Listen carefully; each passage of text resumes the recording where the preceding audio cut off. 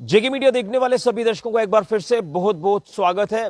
आज के वक्त में अगर बात करें तो नशा जो लगातार बढ़ता जा रहा है और इस नशे को रोकने के लिए अगर बात करें पुलिस के एंड पर, अगर बात करें प्रशासन के एंड पर, तो कई ऐसे कार्यक्रम चलाए जा रहे हैं, अवेयरनेस कार्यक्रम, जिसको लेकर लगातार खासतौर पर युवा पीढ़ी को अवेयर किया जा रहा है कि नशों से दूर रहें और आप अपनी एनर्जी अच्छी जगह चैनलाइज करें, आप पढ़ाई की तरफ ध्यान दें, खेलों की तरफ अपना रुझान बढ़ाएं, ताकि आप फिजिकली मेंटली स्ट्रांग रहें और आप जो हम आपको भविष्य कहते हैं देश का, तो आप अपना भविष्य संवारें और देश का नाम रोशन करें। लेकिन कहीं ना कहीं जो ये लत लगातार नशे की बढ़ती जा रही है, तो इस समय नशा मुक्ति अभियान पूरे जम्मू कश्मीर में नहीं बल्कि पूरे भारत में तेज हुए हैं और मकसद है कि नशे को जड़ से खत्म करना। हमारे साथ इस समय बातचीत करने के लिए मौजूद हैं साइकेट्रिस्ट डॉक्टर विजय डिगरा जी। इनसे जानने की कोशिश करते हैं, क्योंकि मैं इस समय कॉन्फ्रेंस हॉल सांबा में मौजूद, जो कि डिस्ट्रिक्ट हेडक्वार्टर सांबा यानी डीसी ऑफिस में जो कॉन्फ्रेंस हॉल है, यहाँ पर कई स्कूली बच्चों को यहाँ पर जो बुलाया गया है, जिसमें टीचर्स, एडमिनिस्ट्रेशन के अधिकारी मौजूद हैं, ताकि इस अभियान को हम वार फुटिंग पर और ज़्यादा तेज करें। तो डॉक्टर साहब से जानने की कोशिश करेंगे कि ये जो लगातार इसमें लुप्त होते जो कुछ ऐसे युवा हैं जो मेन स्ट्रीम में वापस नहीं आ पाते, और उसके बाद कई ऐसे हमने देखा है मामले जिसमें उनकी मौत भी हो जाती है। डॉक्टर साहब बहुत बहुत स्वागत है। एक बड़ा बर्निंग टॉपिक आप इसे कह सकते हैं। शायद कुछ लोगों को लग रहा होगा कि इसमें टीआरपी नहीं है, लेकिन हमने अपने युवा पीढ़ी को बचाना है और आपने कई ऐसे स्टेप्स उठाए हैं ताकि इस अभियान को तेज करें, नशे को खत्म करें। तो आज बच्चों को भी आपने जागरूक किया है। मैं जानना चाहता हूं कि इस अभियान को किस तरह से आप तेज कर रहे हैं, वार फुटिंग पर काम किया जाए ताकि इस नशे को पूरी तरह से जड़ से खत्म किया जाए। नमस्कार जी, मैं जेके मीडिया के माध्यम से ये कहना चाहता हूँ कि जैसे अभी नशा मुक्त भारत अभियान बड़े ज़ोरों से चल रहा है हमारे पूरे भारत वर्ष में, ये है कि राइट फ्रॉम प्रधानमंत्री मोदी जी से लेके नीचे तक जितना भी चाहे वो एडमिनिस्ट्रेशन हो, चाहे वो हेल्थ डिपार्टमेंट हो, चाहे कुछ भी हो, हम नशा मुक्त भारत पे भरपूर पूरे दम से काम कर रहे हैं। जैसे मैं कहना चाहूँगा कि सांबा डिस्ट्रिक्ट में हमें एटीएफ सेंटर है, हमारा एडिक्शन ट्रीटमेंट फैसिलिटी, वहाँ पे ट्रेंड स्टाफ है। तो वो मैं चाहूँगा कि सांबा के लोग जितने भी हैं, ख़ास तौर पे जो यंगस्टर्स हैं जो इसमें इन्वॉल्व हुए हैं, वो हमारे पास आएँ। मोस्टली जो ड्रग्स की हम बात कर रहे हैं इस वक्त, तो चिट्टे की बात कर रहे हैं, जो हम हीरोइन है, ताकि हमारे पास आएँ और हमारे पास आ भी रहे हैं। हमारे पास पूरी फैसिलिटीज़ हैं। जैसे हमारे पास आते हैं तो हम उनको पूरा स्क्रीन आउट करते हैं, पूरी प्रॉपर हिस्ट्री लेते हैं। पूरी प्रॉपर हिस्ट्री लेने के बाद अगर कुछ इन्वेस्टिगेशंस की ज़रूरत पड़ती है, इन्वेस्टिगेशंस भी लेते हैं, करते हैं, पूरी बातचीत करते हैं, उनका देखते हैं कि डोज कितना है, उसी हिसाब से हम अपनी मेडिसिन जो है उनकी सेट करते हैं। हमारे पास मेडिसिन फ्री ऑफ कॉस्ट हैं, जो एम्स दिल्ली से आई हुई हैं। प्रॉपर उसकी छानबीन करके अच्छे तरीके से देख के उसी तरीके से डोज एडजस्ट करके हम दवाई शुरू कर देते हैं। हमने बड़े सारे लोगों को डोज टेपर की है। पहले हम स्टार्ट करते हैं हाई डोज से, जितनी भी ज़रूरत पड़ती है उसी हिसाब से स्लो डाउन कर रहे हैं और बड़े लोगों को फ़ायदा हो रहा है। मैं चाहता हूँ और हम चाहते हैं, पूरे हेल्थ डिपार्टमेंट चाहता है कि हमारे पास बढ़ चढ़ के लोग आएँ, ताकि हम ज़्यादा से ज़्यादा लोगों का इलाज कर पाएँ। इसी से हमारा पूरा भारत जो है नशे से मुक्त हो सकता है। Thank you so much. एक चीज जानना चाहूंगा, हमने ऐसे कुछ युवा देखे हैं जो अपने आप को आइसोलेट कर देते हैं, अपने पेरेंट्स से दूर कर लेते हैं, अकेले रहते हैं।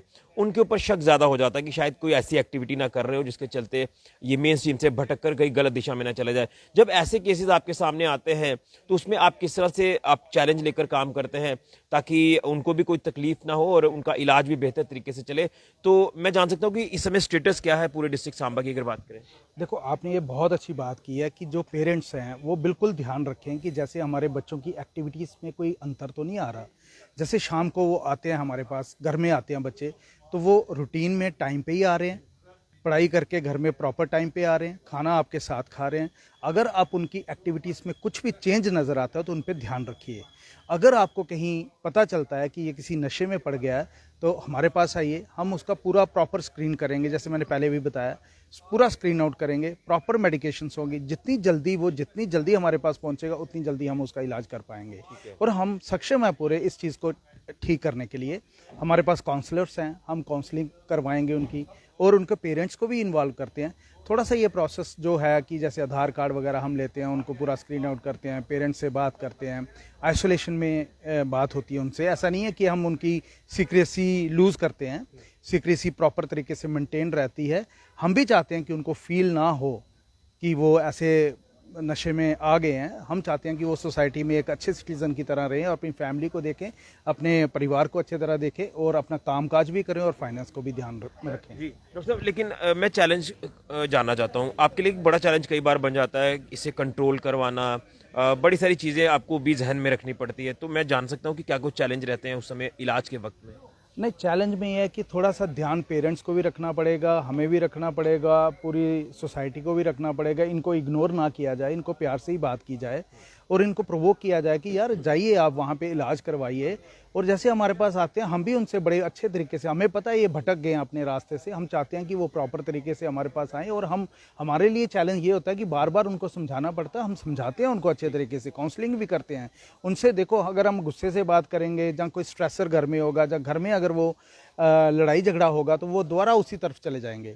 तो हमारा यही है कि उनसे बड़े प्यार से बात करते हैं। इवन हम कहते हैं कि उनके पेरेंट्स, वाइफ, बच्चे, कोई भी है हमारे पास आए, उनकी भी हम काउंसलिंग करते हैं कि इनको अच्छे तरीके से टैकल किया जाए ताकि इन फ्यूचर ये उस तरफ वापस ना जाए। ठीक है, तो क्या आपका युवाओं को मैसेज रहेगा एक डॉक्टर होने के नाते? मैं तो यही मैसेज दूंगा कि पहले तो इस रास्ते पे ना चलें। कोई peer pressure, under peer pressure आके, कोई फ्रेंड सर्कल में आके इसको नशे को ले लेता है, तो पहले तो लेना ही नहीं है। अगर ले लिया तो जल्दी से जल्दी इसको अवॉइड करें, छोड़ें। और अगर कोई डिपेंडेंट हो भी गया है तो हमारे पास आएँ, हम सक्षम हैं, उसको हम प्रॉपरली अच्छे तरीके से मैनेज कर सकते हैं। चलिए, बहुत धन्यवाद। तो डॉक्टर विजय डिगरा जी, जो कि साइकेट्रिस्ट हैं और यहाँ आप ये कह सकते हैं कि जो एंटी ड्रग कैंपेन है जिसे चलाया गया है पूरे देश भर में, नशा मुक्ति अभियान की हम बात कर रहे हैं, तो उसमें काफ़ी अहम रोल जो वो डॉक्टर साहब ने निभाया है। और ख़ासतौर पर कोई ऐसे नशे में लुप्त युवा या कुछ ऐसे लोग जब इनके पास आते हैं तो इन्होंने उसका बेहतर ट्रीटमेंट शुरू किया और वो तमाम लोग जो वो मेन स्ट्रीम में वापस आए हैं। इसलिए नशे से दूर रहें, अवॉइड करें नशे को, और पढ़ाई की तरफ अपना ज़्यादा जो वो तवज्जो करें, खेलों की तरफ अपना रुझान बढ़ाएं। ये चीज़ें हैं जो आपको इन नशों से दूर रखेगी, क्योंकि नशा सीधी मौत है। आप एक बार इसकी जद में आ जाएंगे तो आपका बचना मुश्किल हो जाएगा। ये ऐसी लत है, आपको धीरे धीरे ये आगे धकेलता जाएगा और एक दिन आपकी जिंदगी ले लेगा। इस हीरोइन चिट्टा, ये जो सफ़ेद जहर है, इसे आपने अवॉइड करना है। और अगर कोई ऐसे केसेस आ जाते हैं तो डॉक्टर साहब से भी आप संपर्क कर सकते हैं डिस्ट्रिक्ट हॉस्पिटल सांबा में आकर, वहां आपको बेहतर इलाज मिलेगा और आप, मैं दावे से कह सकता हूं कि आप मेन स्ट्रीम में वापस आएंगे और आप अपना भविष्य संवारेंगे, अपने माता पिता का नाम रोशन करेंगे। ये चीज़ें आपने ज़रूर फॉलो करनी है। फिलहाल के ऋषि कजुरिया, जेके मीडिया के लिए।